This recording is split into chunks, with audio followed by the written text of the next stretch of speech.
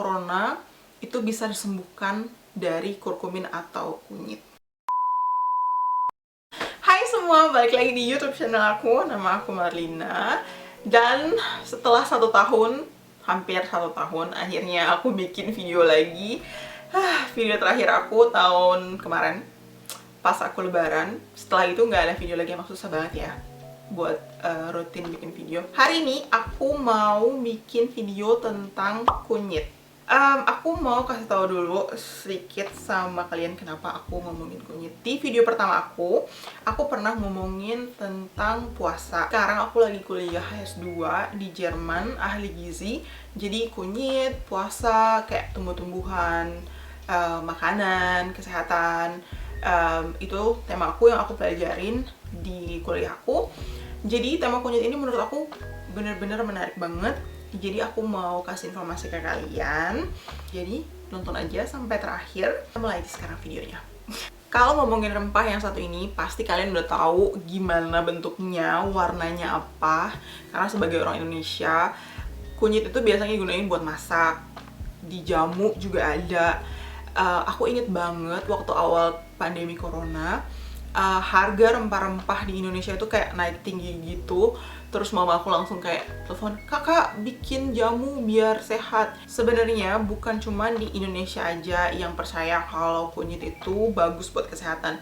Di India, di Cina, mereka tuh dari zaman dulu banget udah menggunakan kunyit ini sebagai obat buat menyembuhkan penyakit. Jadi ada yang bilang kalau kunyit itu bisa menurunkan berat badan, nurunin kolesterol, nyembuhin diabetes, kanker, pokoknya masih banyak lagi. Sebenarnya bener atau enggak sih, atau itu cuman kayak kultural kita aja karena rempah-rempah emang banyak tumbuh di negara kita. Warna kuning yang ada di kunyit itu sebenarnya datang dari zat yang namanya kurkumin. Kurkumin itu biasanya digunain juga buat zat pewarna makanan. Kalau misalnya kalian beli makanan terus ada tulisan di belakangnya E100, itu berarti kurkumin. Dan dari semua paper yang aku baca dan yang aku pelajarin juga di kuliah aku, kurkumin ini emang bener-bener bagus banget buat kesehatan. Yang pertama sebagai antioksidan. Kalian pasti pernah denger kan antioksidan kayak di iklan, kayak penangkap radikal bebas awet muda. Jadi kurkumin sebagai antioksidan ini kayak nangkep radikal bebas, dan molekul yang sendirian itu bisa kayak ditangkep sama kurkumin ini, dan akhirnya dia nggak ngerusak sel-sel yang lain. Karena kalau radikal bebas itu kayak jadi banyak, terus itu tuh bisa ngeganggu sel-sel yang lain, bisa jadi sel-selnya yang rusak, dan bisa juga nyebabin penyakit kayak kanker, tumor, dan lain-lain. Sebenarnya banyak juga penyakit, bukan kanker sama tumor doang. Yang kedua itu antiinflamasi. Antiinflamasi itu atau anti radang.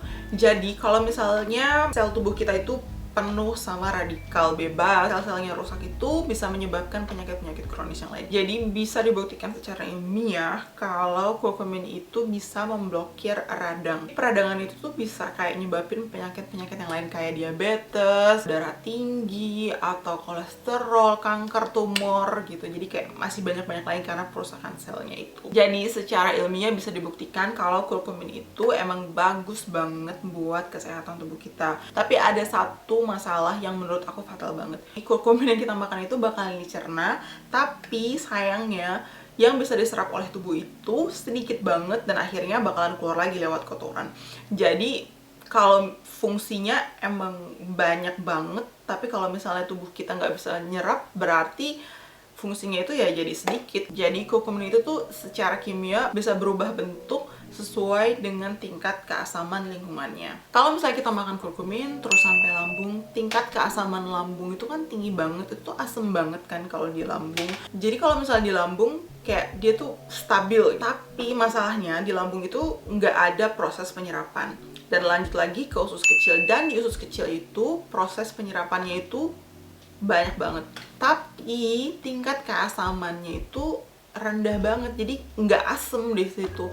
Kalau misalnya dia tempatnya itu nggak asem, jadi tuh kayak dia nggak stabil gitu, dan bisa berubah ke bentuk yang lain, namanya vanillin atau fluoric acid. Jadi kurkumin nggak bisa dicerna dari usus kecil, bakalan lanjut lagi ke usus besar, dan bakalan dibuang dari kotoran. Jadi peneliti di dunia, termasuk di Jerman juga, itu lagi nyari gimana caranya biar si kurkumin itu tuh bisa diserap lebih banyak di dalam tubuh.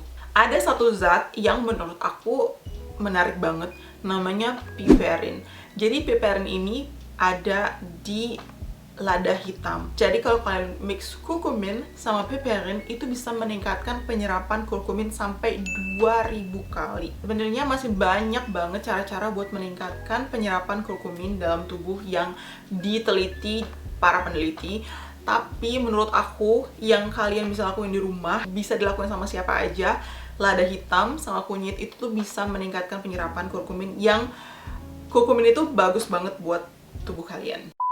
Satu hal yang mau aku kasih tahu, jadi dari penelitian kurkumin yang langsung ke manusia itu biasanya mereka itu dapat kayak suplemen gitu. Suplemen pills itu tuh udah ada konsentrasi kurkuminnya tuh udah bener-bener tinggi, udah kayak ditentuin sama penelitinya.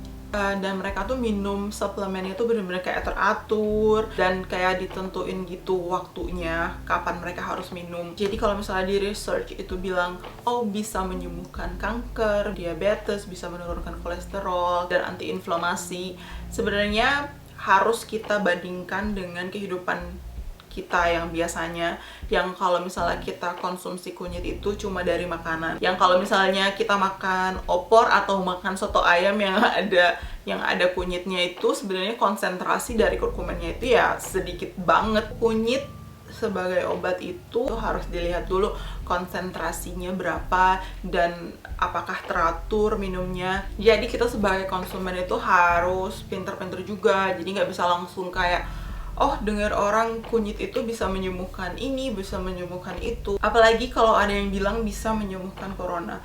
Aku bisa bilang kalau itu nggak bener. Aku belum menemukan research yang bilang corona itu bisa disembuhkan dari kurkumin atau kunyit. Sebenarnya masih banyak banget tanda tanya tentang kurkumin ini yang sampai sekarang pun masih terus dicari.